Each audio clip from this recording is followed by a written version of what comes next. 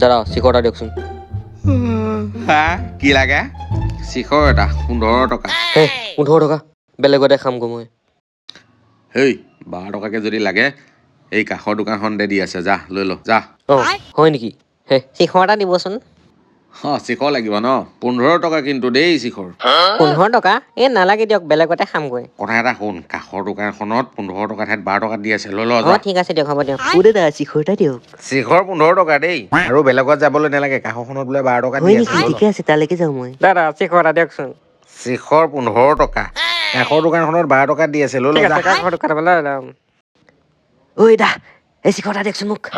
15 টকা কাষৰখনত 12 টকাত দি আছে লৈ ল যা হে 12 টকা এই কেলা মজা তাতে লওঁ लेकिन ये साला कर क्या रहा है यहाँ पे?